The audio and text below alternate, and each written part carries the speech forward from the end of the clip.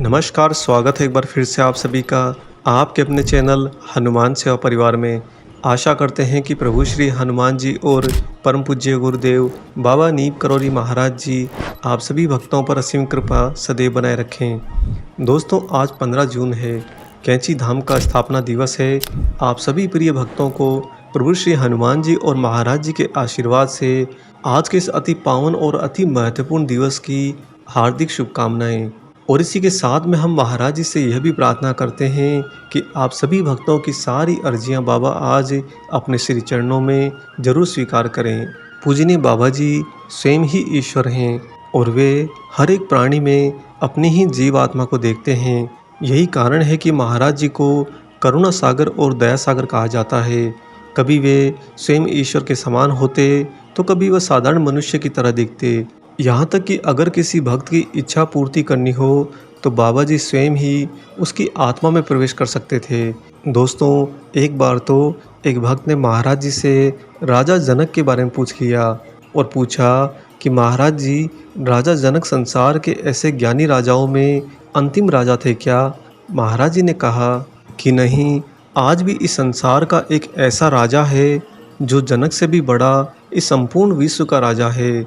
आगे बाबा जी कहते हैं कि ईश्वर से या फिर हनुमान से ही मांगा करो, हम तो एक साधारण से आदमी हैं, हम कुछ नहीं कर सकते।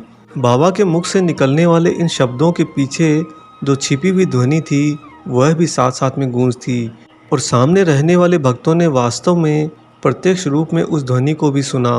महाराज जी जब कह रहे थे कि हम तो एक साधारण से आदमी हैं, हम कुछ नहीं कर सकते, बिल्कुल ठीक उसी समय महाराज जी के अंदर से एक अन्य ध्वनि भी निकलती है और वह कहती है कि मैं ही विश्व का पिता हूँ, ये सारा संसार मेरा ही बच्चा है। ऐसे ही एक बार बम्बई से आए एक साधु ने उन दिव्य संतों के बारे में बताया जो वास्तव में पृथ्वी लोक पाताल लोक नहीं अपितु सिद्ध लोक में रहते हैं।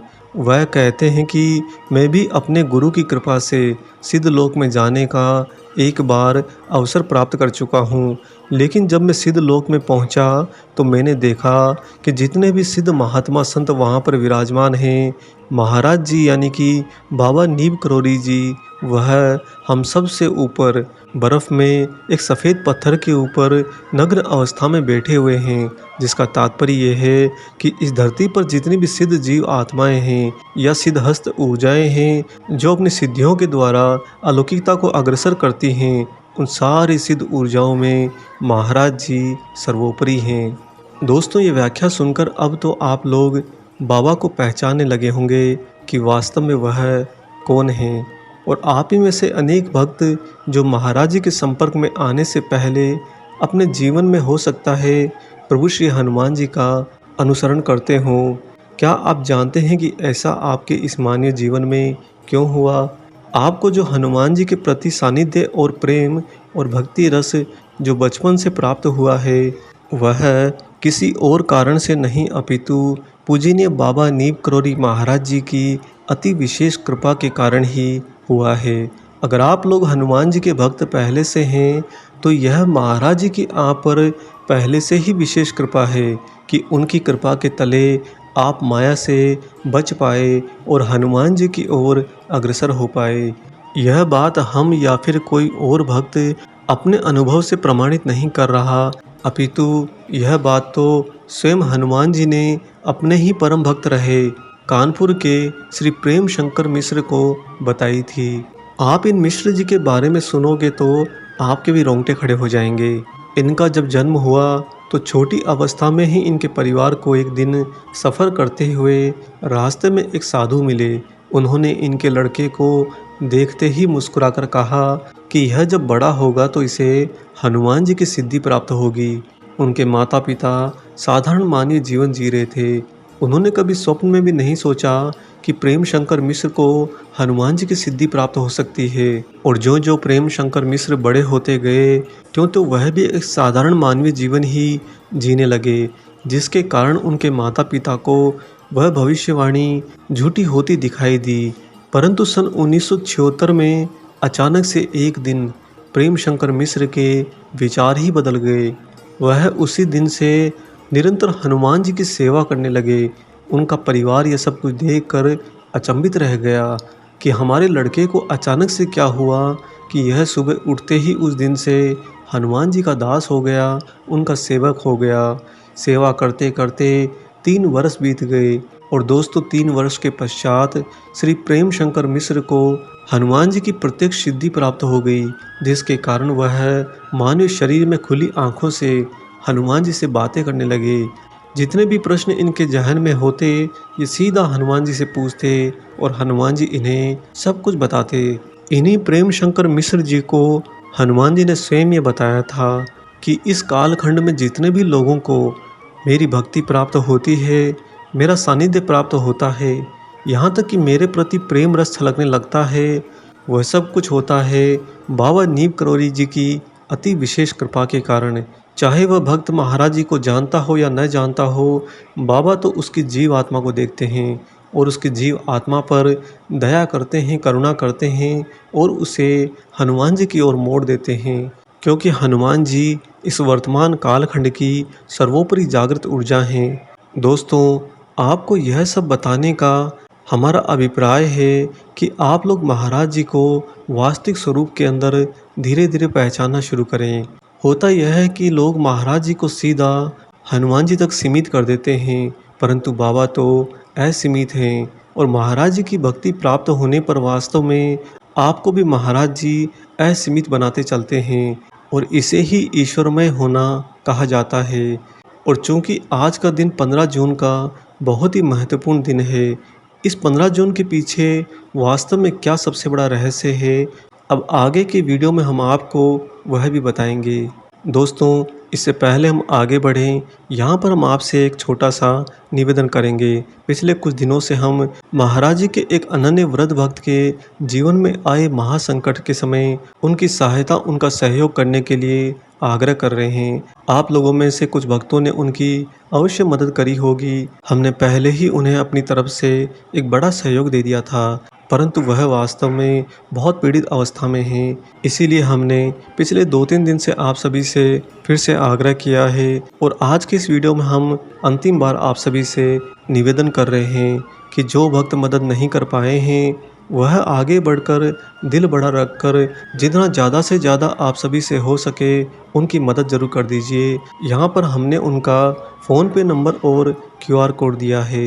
दोस्तों, महाराज जी जिस तरह हर एक काया के अंदर सिर्फ जीव आत्मा को देखते हैं और कभी कभी हमारे जीवन में ऐसे अवसर भी लेकर आते हैं जब स्वयं हो सकता है वही मदद करने वाले और मदद मांगने वाले बन जाते हैं, और जब हम उनसे लयबद्ध हो जाते हैं तो आने वाले समय में उन्हीं की बड़ी कृपा हमें स्वतः ही प्राप्त होती है। जो भी भक्त मदद करने से रह गए हैं, आप लोग आगे बढ़कर उनकी मदद जरूर कर दीजिए।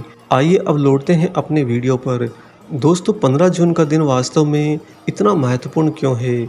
आप लोग यह तो जानते हैं कि 15 जून को वहाँ पर भव्य भंडारा होता है और इस पावन महाभंडारे वाले 15 जून के दिन को कैंची धाम का स्थापना दिवस के रूप में मनाया जाता है। लेकिन इसके पीछे जो सबसे बड़ा रहस्य है वह है श्री कैंची धाम में हनुमान जी को द्विरूप में स्थापित करना। द्विरूप जिसमें एक रूप उनका यथार्थ रूप है स्वयं हनुमान जी की ऊर्जा, दूसरा उन्हीं का अद्वैत स्वरूप है बाबा नीम करौरी महाराज जी। और जब श्री कैंची धाम में हनुमान जी की प्राण प्रतिष्ठा करी गई थी, उस दिन बाबा नीम करौरी महाराज जी ने स्वयं को हनुमान जी को सौंप दिया था, या यूं कहिए कि हनुमान जी की ऊर्जा को इस कैंची धाम को सौंप दिया था। और कालांतर में हमेशा हमेशा के लिए वहाँ पर हनुमान जी की ही द्विरूप में सर्वोच्च ऊर्जा स्थापित हो गई। जिस समय हनुमान जी की प्राण प्रतिष्ठा हुई थी वह दिन वास्तव में बहुत ही विचित्र और अलौकिक था। साधारणतः जब भी किसी मंदिर में ईश्वरीय मूर्ति की प्राण प्रतिष्ठा होती है तो उसे स्थापित करने का एक विधि विधान होता है, जिसका अनुसरण करते हुए पूजा पाठ किए जाते हैं, निरंतर मंत्रों का उच्चारण किया जाता है, रामायण का भी पाठ होता है और यज्ञ हवन भी होते हैं। हमारे वेद शास्त्रों का अनुसरण करते हुए जब विधि विधान पूरा संपादित हो जाता है, उसके पश्चात उस पत्थर की मूर्ति के अंदर ईश्वर का आह्वान किया जाता है। और स्वयं ईश्वर अपनी ही संरचना का अनुसरण करते हुए उस मूर्त के अंदर अपने ही प्राण को स्थापित कर देते हैं, जिसे हम प्राण प्रतिष्ठा कहते हैं। लेकिन कैंची धाम में जिस दिन हनुमान जी की प्राण प्रतिष्ठा हुई थी, उस दिन वास्तव में बहुत ही विचित्र घटना घटी थी। आइए पहले आपको यह घटना सुनाते हैं। दोस्तों, साधारण व्यवहार का अनुसरण करते हुए कैंची धाम में दूर दूर के प्रख्यात पंडित आए हुए थे। बहुत सारे भक्त सुबह से ही कैंची धाम में हनुमान जी की प्राण प्रतिष्ठा होने का इंतजार कर रहे थे, और जो भी उन्हें आदेश दिया जाता उसे वह दौड़ दौड़ कर पूरा कर रहे थे। श्री कैंची धाम के अंदर जगह जगह पर अलग अलग विधि विधान संपादित हो रहे थे। कहीं पर अखंड हनुमान चालीसा चल रही, तो कहीं पर निरंतर रामायण पाठ हो रहा, तो कहीं पर यज्ञ हवन हो रहे, कहीं पर प्रभु श्री राम का जय जयकार हो रहा। और यह सब कुछ हो रहा था उस जगह पर जो बाबा नीम करोली महाराज जी का स्वयं का स्थान है। अतः इस पूरे क्रियाकलाप के मुख्य आधार तो महाराज जी थे, परंतु पता नहीं उस दिन क्यों महाराज जी किसी भी विधि विधान की क्रिया में सम्मिलित नहीं हो रहे थे। बाबा जी खुद को ऐसा प्रतीत कर रहे थे जैसे कैंची धाम में कुछ हो ही ना रहा हो। साधारण दिवस की तरह महाराज जी यहाँ वहाँ कैंची में बैठ जाते, अन्य भक्तों से ऐसे बात करते कि आज कैंची धाम में इतनी रौनक क्यों है, क्या यहाँ पर कोई खास घटना होने वाली है। महाराज जी स्वयं को अति साधारण मनुष्य भाव में लेकर रखे थे। धीरे धीरे सुबह से उन्हीं विधि विधान को पूर्ण करते हुए दोपहर हो गई। दोपहर तक महाराज जी ने किसी भी गतिविधि में कोई भाग नहीं लिया, ना ही महाराज जी ने किसी भी विधान में रुचि दर्शाई। और दोपहर के पश्चात धीरे धीरे संध्या की ओर दिन अग्रसर होने लगा। 3-4 बजने के आसपास में वहाँ पर जो भी प्रख्यात पंडितगण यज्ञ हवन करवा रहे थे, उन सभी के मन में संशय उठने लगा कि यह सब कुछ तो हो रहा है बाबा नीम करोली जी के आश्रम के लिए, फिर महाराज जी भला किसी भी कार्य विधान में रुचि क्यों नहीं ले रहे। बाबा जी को तो स्वयं आगे बढ़कर उनके साथ होना चाहिए। और दोस्तों, दिन के ढलते ढलते तो वास्तव में सारे विधि विधान तो पूरे होते जा रहे थे, जिनके पूरा होते ही वहीं एक कक्ष में रखी हुई हनुमान जी की मूर्ति की प्राण प्रतिष्ठा होनी थी। परंतु उस समय तो स्वयं बाबा जी कैंची धाम में ही विद्वान नहीं थे। अनेक भक्तों ने यहाँ वहाँ ढूंढा, लेकिन महाराज जी का कोई अता पता नहीं। आप जरा सोचिए, बाबा के आश्रम में हनुमान जी की प्राण प्रतिष्ठा होनी है और सुबह से लेकर संध्या तक सारे विधि विधान संपूर्ण होने को आए हैं, परंतु स्वयं बाबा जी ही आश्रम में नहीं हैं। ऐसा होने पर आश्रम में विद्यमान सारे भक्तगणों के मन में संशय और भय उत्पन्न होने लगा। उन्हें लगने लगा कि इतना सारा जो विधि विधान आज किया गया है, क्या इसके परिणाम स्वरूप हनुमान जी की प्राण प्रतिष्ठा आज के दिन नहीं हो पाएगी। अभी यह संशय वहाँ पर उपस्थित भक्तों के मन में हिचकोले खा ही रहा था कि तभी शाम को 5-6 बजे के आसपास में महाराज जी दूर बाहर से टहलते टहलते कैंची धाम की ओर आते दिखाई दिए। बाबा को देखते ही भक्तों में उत्साह आ गया। वे जोर जोर से महाराज जी का जय जयकार करने लगे, हनुमान जी का जय जयकार करने लगे, क्योंकि विधि विधान तो पूरे होने को आए। अब प्राण प्रतिष्ठा वास्तव में कैसे होनी है, यह तो बाबा जी ही जानते हैं। और वहीं समांतर समय में महाराज जी के किसी भी विधि विधान में रुचि न लेने के कारण सारे भक्तों के मन में संशय बैठ गया था। बाबा जी आश्रम में आते ही सबसे पहले मिले भक्त से कहते हैं कि जल्दी जाओ, ताज़ा 12 लीटर दूध लेकर आओ।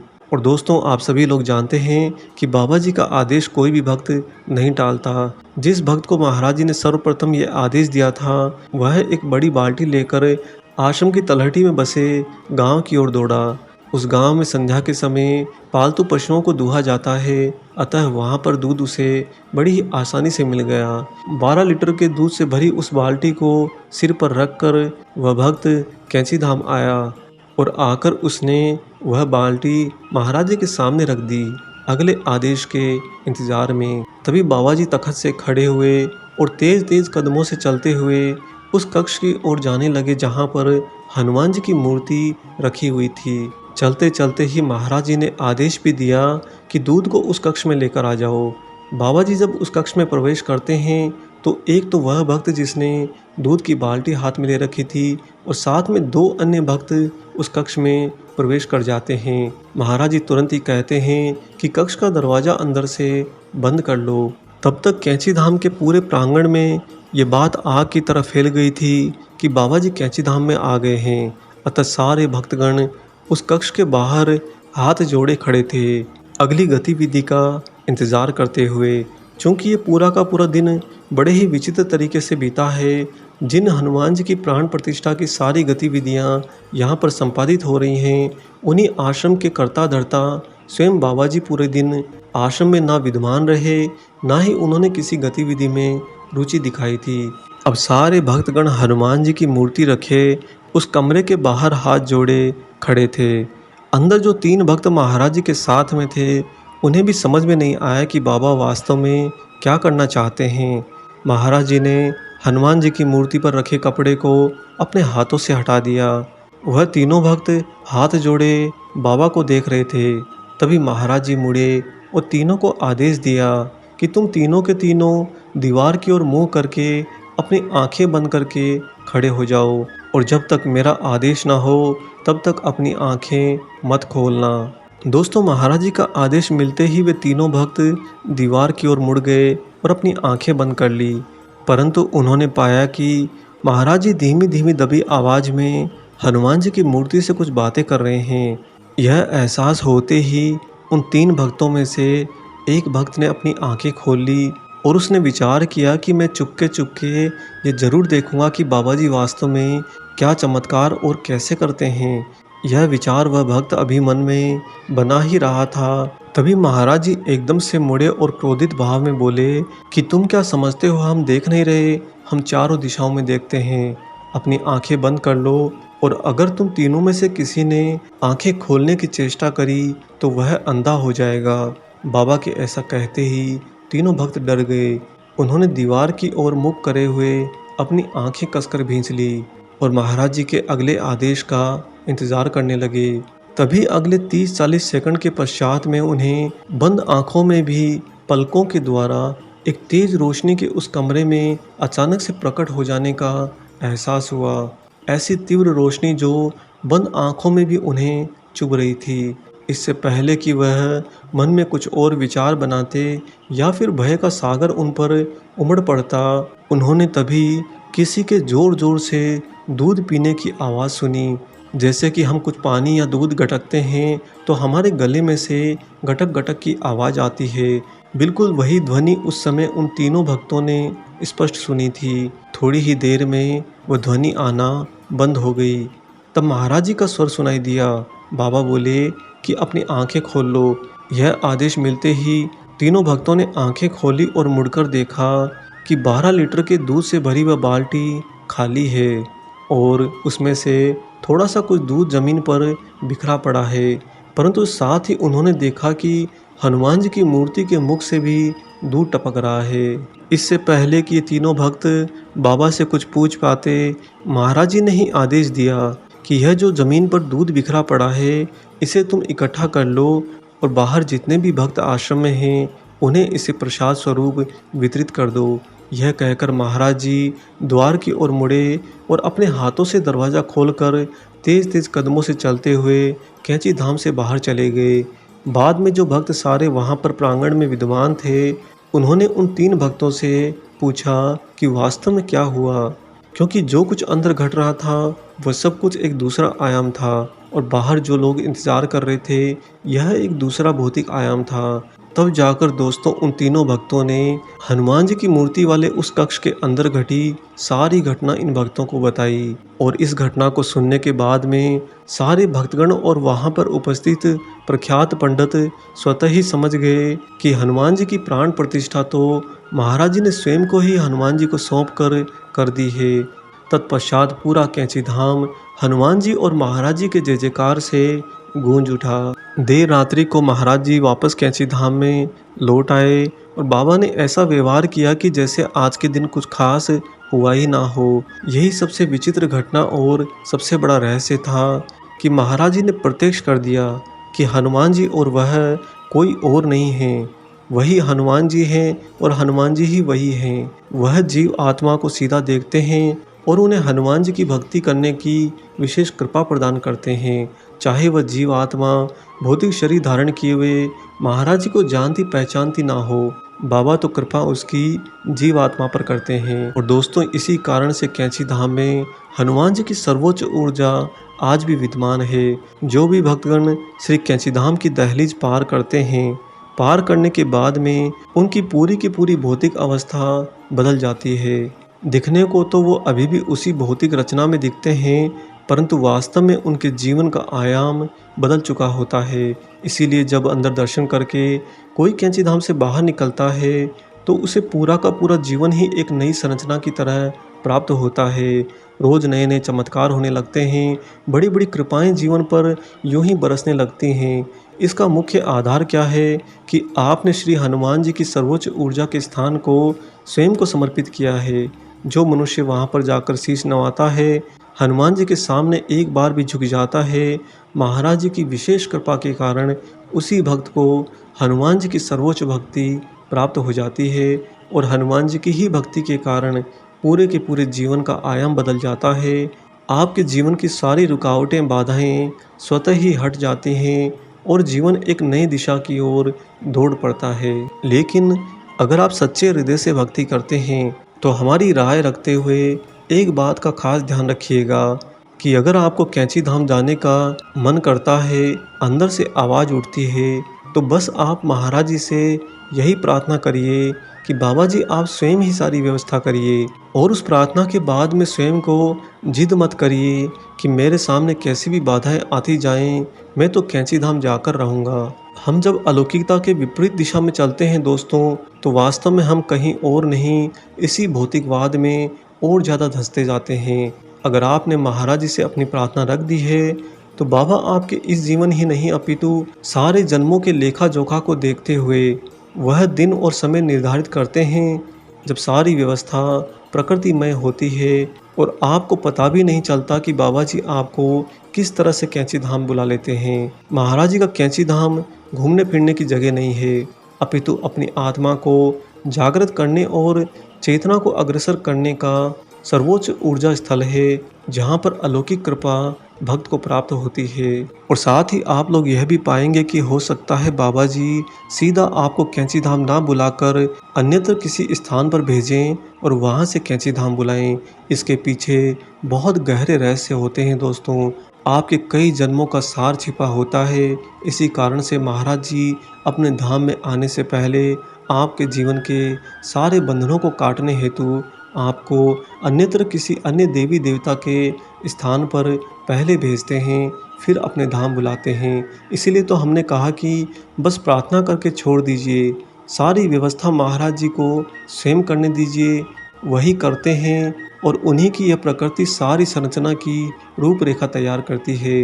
हम प्रभु श्री हनुमान जी पूजनीय बाबा नीम करौरी महाराज जी से आज इस 15 जून के अति विशेष दिवस को हाथ जोड़कर यही प्रार्थना करते हैं कि आप सभी भक्तगण जो ये वीडियो देख रहे हैं, आप लोगों पर ऐसी विशेष कृपा करें कि अपनी ही व्यवस्था से आप सभी को उचित समय और उचित कालखंड में कैंची धाम अपने श्री चरणों में अवश्य बुलाएं। आशा करते हैं दोस्तों आज का ये अलौकिक वीडियो आपको ज़रूर पसंद आया हो। वीडियो अगर अच्छा लगा है तो जाने से पहले इसे ज़रूर लाइक करें और साथ ही इस वीडियो को ज़्यादा से ज़्यादा अन्य राम भक्तों, हनुमान भक्तों से ज़रूर शेयर करें।